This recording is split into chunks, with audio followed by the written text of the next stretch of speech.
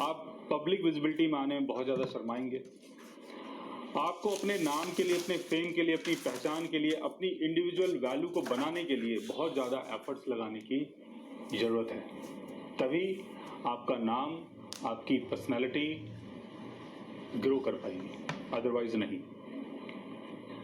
शनि का अगर third aspect अगर आपके सेकंड हाउस में पड़ता है, यानी शनि अगर आपके 12th हाउस में है तो वो आपके सेकंड हाउस को देखेगा। तो यहाँ आपकी स्पीच, आपकी वैल्यू, आपकी सेविंग, आपकी कैश मनी और जो भी आपकी फैमिली वैल्यू है उसको बनाने के लिए आपको बहुत ज़्यादा एफर्ट्स की ज़रूरत पड़ेगी। तभी आपका सेकंड हाउस जो है वो ग्रो होगा। शनि अगर आपके थर्ड हाउस को देख रहा है और शनि अगर आपके फर्स्ट हाउस में है, थर्ड हाउस का संबंध है कम्युनिकेशन से, थर्ड हाउस का संबंध है सेल से, मार्केटिंग से, थर्ड हाउस का संबंध है आपके यंगर सिबलिंग से। तो इन सब चीजों को मैनेज करने के लिए आपको एफर्ट्स लगाने की जरूरत है। फोर्थ हाउस में अगर शनि देख रहा है अपने थर्ड एस्पेक्ट से, लाइक जैसे शनि अगर आपके सेकंड हाउस में है तो आपके फोर्थ हाउस को देखेगा। फोर्थ हाउस का संबंध है आपके सुख से। जिस चीज से भी आप सुखी होते हैं, जैसे आपका घर हो गया, आपकी गाड़ियां हो गई, कंफर्ट्स का सामान हो गया, उन सब चीजों को अचीव करने के लिए आपको बहुत बार एफर्ट्स लगाने पड़ेंगे, बहुत मेहनत करनी पड़ेगी, बहुत प्रयास करना पड़ेगा, जब आपको आपका सुख जो है वो मिल पाएगा। शनि अगर आपके फिफ्थ हाउस को देखता है, शनि अगर आपके थर्ड हाउस में है और आपके फिफ्थ हाउस को देखता है तो क्रिएटिव चीजों के लिए, चाइल्ड बर्थ के लिए, रोमांटिक एक्टिविटीज के लिए। श्री मंदिर है आपका अपना मंदिर। अपने फोन में करें अपने इष्ट देव अर्थ के लिए, रोमांटिक एक्टिविटीज के लिए। फिफ्थ हाउस से संबंधित जो भी गेन होता है उन चीजों को अचीव करने के लिए आपको एफर्ट्स लगाने की जरूरत है। शनि अगर आपके सिक्स्थ हाउस को देखता है तो अपनी बीमारी को खत्म करने के लिए, अपने कर्जे को खत्म करने के लिए, अपने एनिमीज को डिस्ट्रॉय करने के लिए आपको बहुत एफर्ट्स लगाने की जरूरत है। यहां आप ऑल टाइम किसी न किसी कॉन्फ्लिक्ट में फंसेंगे, किसी न किसी कोर्ट मैटर में आप फंस सकते हैं, तो आपको एक्स्ट्रा एफर्ट्स की जरूरत पड़ेगी ताकि वो चीजें मैनेज हो। सैटर्न अगर आपके सेवंथ हाउस को देख रहा है तो डीलिंग के लिए, पार्टनरशिप के लिए, मैरिज के लिए आपको एफर्ट्स लगाना है। एट्थ हाउस में अगर देख रहा है तो अपनी लॉन्जिविटी को सेव करने के लिए, अपने इन-लॉज को मैनेज करने के लिए, अपने सेक्सुअल कंफर्ट्स को मैनेज करने के लिए, अपने लाइफ पार्टनर की सेविंग को मैनेज करने के लिए, सीक्रेट नॉलेज को गेन करने के लिए आपको एक्स्ट्रा एफर्ट्स की जरूरत पड़ेगी। नाइन्थ हाउस को अगर सैटर्न देख रहा है, डिग्री डिप्लोमा कोर्सेज के लिए, हायर कोर्सेज के लिए, लॉन्ग डिस्टेंस ट्रेवल के लिए, अपने फादर के लिए, अपने गुरु के लिए आपको एफर्ट्स लगाने की जरूरत पड़ेगी। 10th हाउस को अगर सैटर्न देखता है तो अपने कैरियर को बनाने के लिए, पब्लिक विजिबिलिटी में आने के लिए और जो भी आपका एक सोशल स्टेटस है उन चीजों को मैनेज करने के लिए आपको एक्स्ट्रा एफर्ट्स की जरूरत पड़ेगी। तभी आपका सोशल स्टेटस बन पाएगा और आपका जो कैरियर है वो बन पाएगा। सैटर्न का एस्पेक्ट अगर 11th हाउस में पड़ता है तो यहां पर अपनी इनकम को बनाने के लिए, अपनी इनकम के सोर्सेज को बनाने के लिए, अपनी कम्युनिटी को बिल्डअप करने के लिए, अपने फ्रेंड्स लोगों को मैनेज करने के लिए आपको एफर्ट्स लगाने की जरूरत है। 12th हाउस में अगर शनि देखता है तो अपने प्लेजर को मेंटेन करने के लिए, योगा के लिए, मेडिटेशन के लिए, फॉरेन सेटलमेंट के लिए आपको एफर्ट्स लगाने की जरूरत है। सो गाइस, आज मैंने आपको बताया शनि की तीसरी दृष्टि अगर किसी हाउस में पड़ती है तो वहां पर आपको एक्स्ट्रा एफर्ट्स की जरूरत पड़ती है, तभी वो चीजें आपको मिल पाती हैं। लेकिन इसके साथ आपको ये भी देखना है कि शनि का एस्पेक्ट जिस हाउस में पड़ रहा है, कहीं ये तो नहीं कि उस हाउस का लॉर्ड बहुत वीक है, कम्बस्ट है, केतु के साथ है, या किसी ऐसी पोजीशन में है जहां पर उसकी जो स्ट्रेंथ है बहुत ज्यादा वीक पड़ रही है। तो यहां अगर आप एफर्ट्स भी लगाते हैं तो कोई फायदा नहीं होगा। उसके लिए आपको उस हाउस के लॉर्ड को स्ट्रॉन्ग करना पड़ेगा, उससे संबंधित जो भी रेमेडीज हैं वो करनी पड़ेंगी, तभी आपको बेनिफिट मिल सकता है। सो गाइज, आज मैंने आपको बताया शनि के थर्ड एस्पेक्ट के बारे में। अगर आप भी जानना चाहते हैं अपने शनि के बारे में तो उसके लिए आप हमारे चैनल को सब्सक्राइब कर सकते हैं, और अगर आप हमसे बात करना चाहें, कंसल्ट करना चाहें, पर्सनली हमसे मिलना चाहें तो आप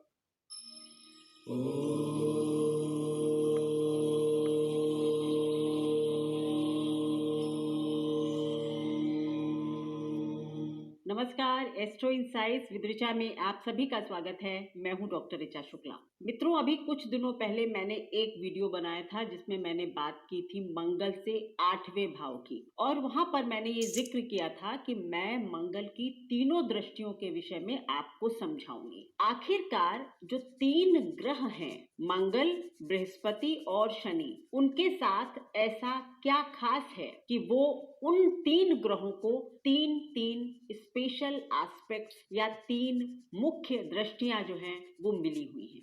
बाकी सब ग्रहों को एक दृष्टि प्रदान है जो कि 7वीं दृष्टि होती है, क्योंकि अगर आप किसी के सामने बैठे हुए हैं तो लाजमी है कि आप उसको देख ही सकेंगे। तो सारे ग्रह अपने से 7वें घर को देखते हैं। मेरा मानना इसमें राहु और केतु की दृष्टि के विषय में अलग है। मैं राहु और केतु की दृष्टियों को बहुत महत्व नहीं देती हूँ, क्योंकि तर्क पर अगर बात को कसेंगे तो छाया जो है, अगर ये छाया ग्रह है तो फिर ये दृष्टि नहीं दे सकते। तो आज बात होगी कि मंगल की जो 2 और दृष्टियां हैं 7वीं के अलावा, उनका क्या महत्व है। चर्चा होगी मंगल की तीनों दृष्टियों के विषय में, क्यों उनको ये 3 दृष्टियां प्राप्त हैं, इनका क्या रहस्य है और इनको आप अपनी हॉरोस्कोप में किस तरह से अप्लाई कर सकते हैं, समझ सकते हैं। वीडियो शुरू से अंत तक देखें, तभी आपको पूरी बात समझ में आएगी। मंगल का मतलब क्या होता है। हम सबको किसी के घर में कोई शुभ कामना होती है, कोई अच्छा काम होता है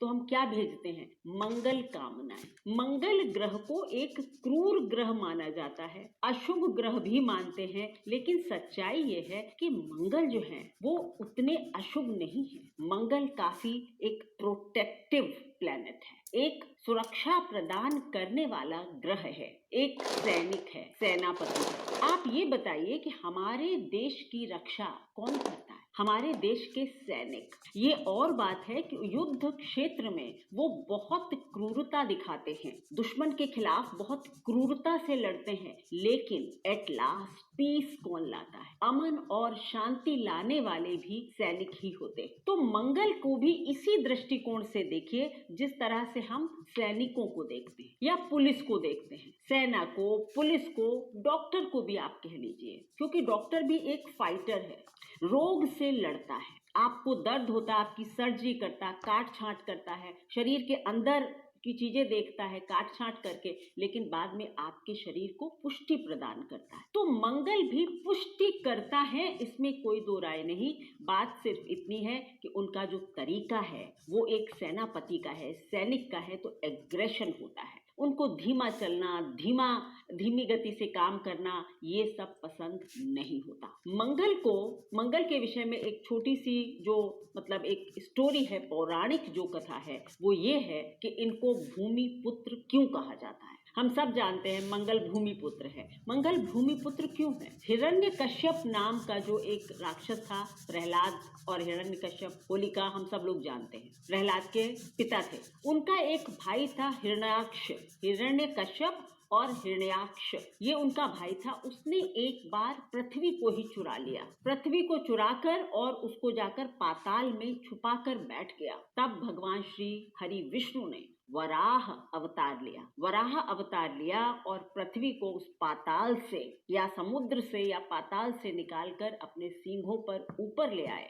ये है श्री हरि विष्णु का वराह अवतार। इसलिए मंगल को श्री विष्णु के वराह अवतार से भी कनेक्ट करते हैं, लेकिन क्यों करते हैं उस पर बात होगी। तो वराह अवतार लेकर श्री विष्णु ने पृथ्वी को बचाया था। ये देवी कथा में भी वर्णित है, और भी एक जगह ये कथा वर्णित है, मैं नाम भूल गई हूँ। तो उसमें ये है कि फिर जो पृथ्वी है उन्होंने एक मतलब कन्या का स्वरूप लिया, या पृथ्वी जब सकाम रूप में आ गई तो श्री हरि विष्णु उनसे आसक्त हो गए, और पृथ्वी और श्री हरि विष्णु के बीच में जो संबंध हुए उनसे मंगल का जन्म हुआ, एक बहुत ओजस्वी संतान का जन्म हुआ जो कि मंगल है। बाद में उसको मंगल के रूप में स्थापित किया गया, ग्रहों में उसको सेनापति का दर्जा दिया गया। देखिए, ये सारी बातें पौराणिक जितनी भी कथाएं होती है, लोग कहते हैं इसमें क्या सच्चाई है, ये बिल्कुल बेकार की बातें हैं। ये पौराणिक कथाएं प्रतीकों में बात करती। पृथ्वी को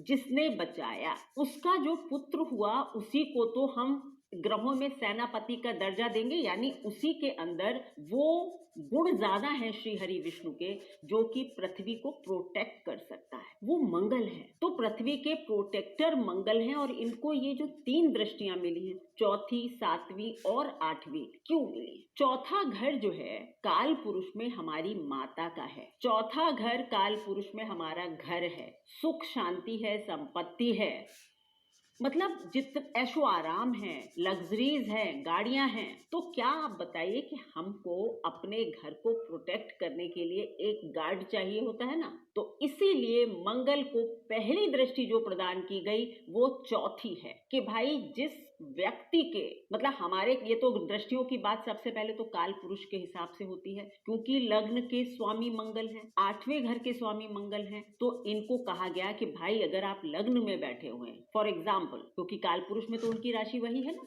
तो आप सबसे पहले क्या करेंगे कि आप अपने चौथे घर को प्रोटेक्ट करेंगे, आप अपने एसेट्स को प्रोटेक्ट करेंगे, आप अपनी माता को प्रोटेक्ट करेंगे, आप अपने घर के वाहन को, घर की सुख शांति, सबको प्रोटेक्ट करते हैं। कई बार घर की सुख शांति को मेंटेन करने के लिए भी आपको एक योद्धा बन जाना पड़ता है, डांटना भी पड़ता है लोगों को, उग्रता भी दिखानी होती है। तो मंगल की जो पहली चौथी दृष्टि है वो प्रोटेक्शन की दृष्टि होती है, यानी कि सुरक्षा करने की दृष्टि होती है चौथी दृष्टि। यहाँ पर मंगल का एक प्रोटेक्टिव स्वरूप जो है वो सामने आता है। इसको कई बार प्रोटेक्टिवनेस अगर अतीब की बढ़ जाए तो उसको आप पॉजिटिव होने की भी बात कह सकते हैं कि चौथी दृष्टि मंगल की जहां भी पड़ेगी उस भाव को लेकर आप बहुत प्रोटेक्टिव होते हैं, आप बहुत सुरक्षा करने वाले होते हैं, आप उसके लिए बहुत सेंसिटिव भी होते हैं। चौथा घर माँ का है, तो माँ के लिए भी मंगल, जो भी मंगल से प्रभावित व्यक्ति होगा,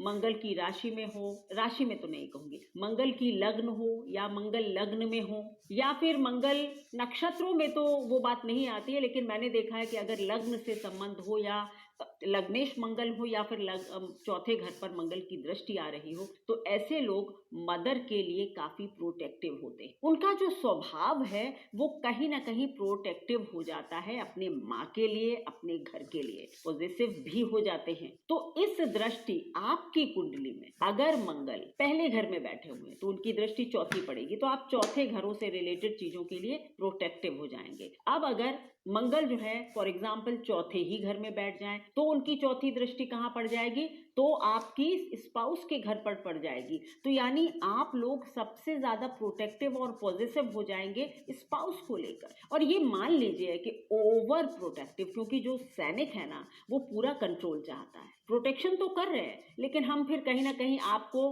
पजेस कर रहे हैं, एक ओनरशिप की बात आने लगती है कि जैसे कहते हैं ना कि ये देश मेरा है, सबसे ज्यादा जोश में सैनिक कहता है, क्योंकि वो इस देश को बचाता है ना, उसको पता है इस देश की बाउंड्रीज की कीमत क्या है। इसी तरह मंगल को भी पता है कि इसकी सुरक्षा की कीमत क्या है, तो वो कभी कभी ओन करने वाली फीलिंग आ जाती है, तो ओवर प्रोटेक्शन हो जाता है, इसलिए फिर वहां पर कभी कभी परेशानी भी हो जाती है और आप उसको मंगल दोष कह देते हैं कि चौथे घर का मंगल भी मांगलिक बनाता है। क्योंकि वो कहीं ना कहीं, देखिए कोई भी व्यक्ति स्पाउस को अगर ओवर प्रोटेक्टिव हो, ओवर पॉजिटिव हो, तो फिर एक उकताहट हो जाती है, एक सफोकेशन को जन्म देता है, और इसीलिए शायद इसको मंगल कह दिया गया कि मांगलिक है। तो आपकी कुंडली में मंगल जहां भी बैठे हों, मंगल से ही 4 खाने गिन लीजिए, और जहां पर भी उनकी चौथी दृष्टि आती है आप देखेंगे उस चीज को लेकर आप सबसे ज्यादा प्रोटेक्टिव हैं। अब बात होगी मंगल की 7वीं और दूसरी दृष्टि, जो कि सबके पास है। मंगल की 7वीं दृष्टि का मतलब है 180 डिग्री ऑपोजिट देखना, यानी डायरेक्ट सीधी दृष्टि, पूर्ण दृष्टि। पूर्ण दृष्टि जब मंगल की किसी भी भाव पर पड़ेगी तो मैं हमेशा एक बात कहती हूँ कि 7वां घर या 7वां भाव जो है वो चैलेंज लेकर आता है। अब अगर मंगल होगा तो उसके लिए क्या चैलेंज, वो तो फाइटर है, तो वो तो उस चीज को मतलब पूरी तरह से कैप्चर करना चाहता है जहां उसकी 7वीं दृष्टि होती है। अगर ना भी कर पाए, माना मंगल ताकतवर नहीं है, तो भी उसकी इच्छा होती है उस भाव को जीतने की। ये सच है। मंगल की जो भी दृष्टि, सातवीं दृष्टि से जहां भी देखेंगे, उस भाव को जीतने की आपकी एक इनर इच्छा होती है। अगर लग्न में बैठते हैं तो यानी आपको अपने स्पाउस को जीतने की इच्छा है। इसका मतलब है कि आप डोमिनेशन चाहते हैं, आप उनके ऊपर अपना रूल चाहते हैं। जीतने का मतलब यही है ना कि जब हम एक देश से लड़ाई करें, उसको जीत लें, तो वहां पर हमारी सत्ता काबिज हो जाती है। तो सत्ता काबिज करना, अपनी प्रभुत्व स्थापित करना मंगल का स्वभाव है। सातवीं दृष्टि जो है वो प्रभुत्व स्थापित करने की होती है। कोई बड़ा से बड़ा चैलेंज हो हमारे लिए, लेकिन हम उसको जीत कर रहेंगे। इसलिए भी लग्न के मंगल को मंगली कहा जाता है, क्योंकि आप अपने स्पाउस के ऊपर बहुत डोमिनेशन करते हैं। प्रोटेक्टिव हैं आप, लेकिन कहीं ना कहीं स्वभाव जीतने का है, और स्पाउस जीतने की चीज नहीं है। वहां प्रेम चाहिए, आप प्रभुत्व चाहते हैं, इसीलिए ये दोष बनता है। आप लोग बस ये सुनते हैं मंगल दोष।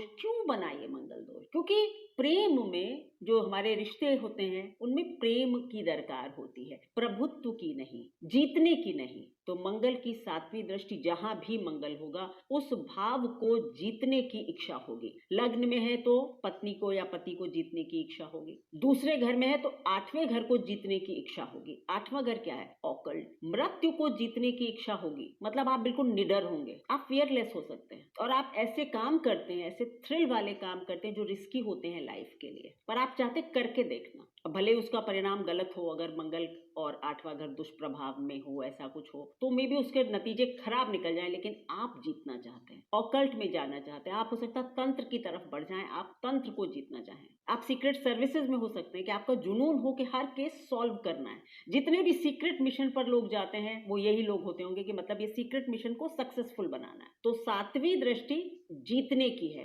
पहली प्रोटेक्शन, सातवीं दृष्टि विनिंग, प्रभुत्व स्थापित करना, कंप्लिश करना, जीतना, विनिंग स्ट्रीक है। तो वो प्रोटेक्शन है, ये विनिंग है। अब लास्ट आठवीं दृष्टि, वैसे मैं वो बता चुकी हूँ कि वो एक बहुत बड़ा स्ट्रगल दिखाता है आठवीं दृष्टि। उसका कारण आज मैं बताऊंगी। उस वीडियो को टैग कर दूंगी इसके डिस्क्रिप्शन में, वो भी देखें तो ये और अच्छे से समझ आएगा। आठवीं जो दृष्टि होती है मंगल की, वो क्यों दी गई मंगल को? उसका एक कारण है कि एक तो आठवां घर उनका खुद का भी काल पुरुष में घर है, और एक ये भी बात है कि आठवां घर पाताल लोक है, ये हम सब जानते हैं। एक अबूझ घर है जिसका पता नहीं है कुछ, कितना गहरा है, कितना अंधेरा है, कितनी दूर है। जैसे कि हमको अपनी मृत्यु के बारे में कुछ नहीं पता, कितनी दूर है, कितनी पास है, कितने अंधेरे में है, कहाँ है। So 8th house is a house where there is no light. पाताल है, अंधेरा है, ना उसकी गहराई का अंदाजा है, ना उसकी उजाले का कहाँ अंत होता है। इसीलिए ऑकल्ट है। ज्योतिष का क्या कोई सिरा है? कभी नहीं आप पूरे जानकार बन सकते। तो 8th जो उनकी एस्पेक्ट है, उसका मतलब होता है कि उस अंधकार में घुसने की, जिसको आप कहते हैं ना रिसर्च की, सर्च करके आगे बढ़ने की एक इच्छा देता है मंगल, रिसर्च करने की कि आखिर ऐसी क्या बात है कि यहाँ मैं नहीं जा सकता। वो एक डेयरिंग चाहिए ना। अंधेरे घर में आप और हम नहीं घुस सकते जी। पर एक सैनिक को देखिए, जंगल में अगर पीछे से ऑर्डर आ गया बढ़ो आगे, वो बिना सोचे बढ़ता है। पता है गोलियां चल रही हैं, ऑर्डर हुआ चलो, वो आगे चला जाता है। उसको ये अंदाजा ही नहीं लगाता कि मृत्यु कितनी दूर है, पास है। बस वो चैलेंज लेता है, वो उस स्ट्रगल में, वो उस कठिनाई को जीतना चाहता है। तो मंगल का आठवां भाव हमारे जीवन की वो कठिनाइयां हैं जिनको हम बिना सोचे समझे कूद पड़ते हैं, और उनको जीतने की हमारे अंदर इच्छा होती है। मंगल की बेसिक जो इच्छा है वो जीतने की है, जीत कर मंगल करने की है।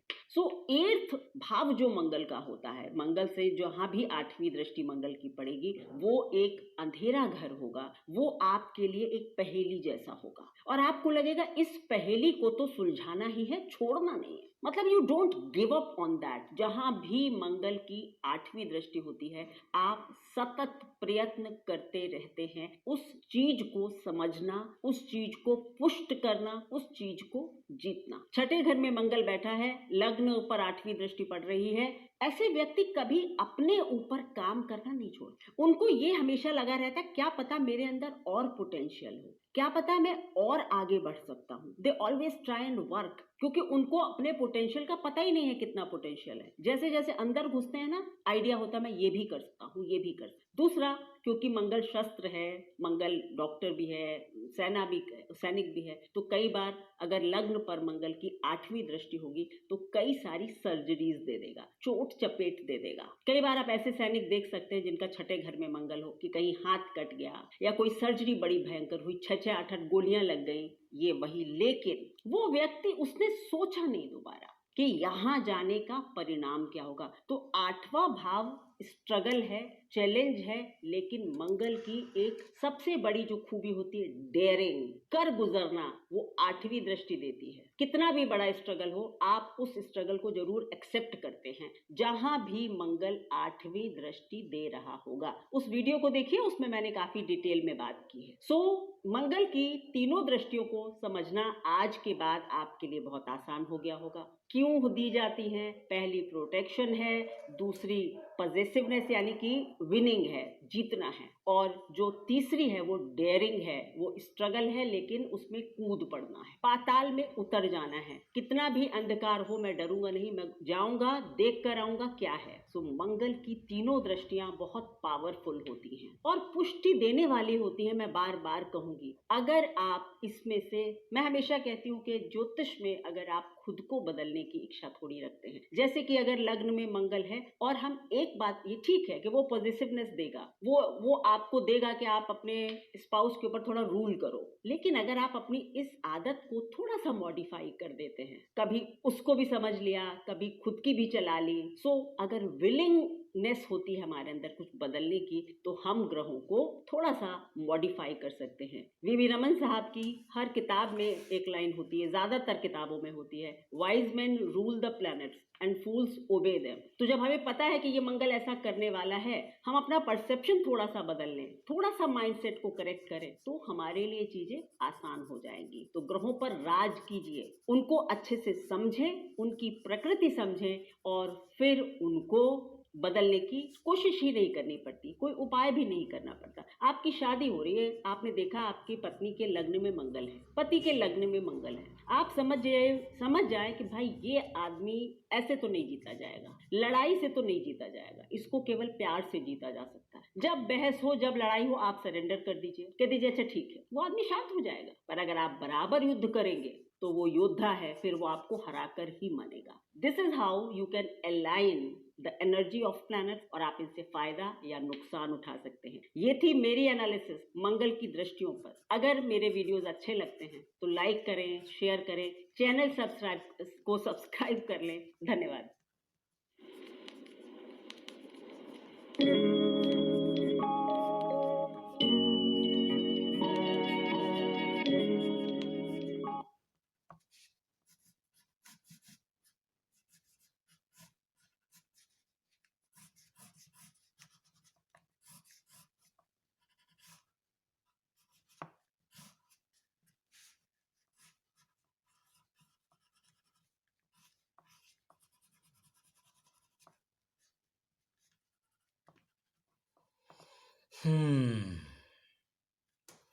বুঝলাম।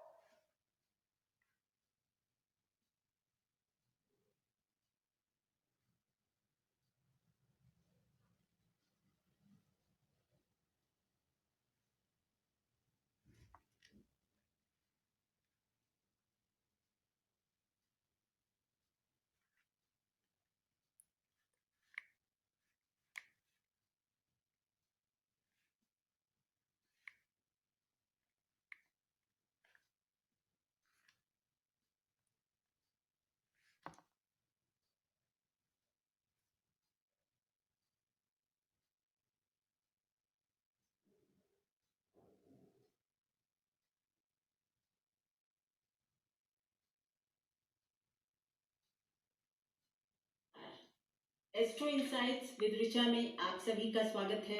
मैं हूं डॉक्टर ऋचा शुक्ला।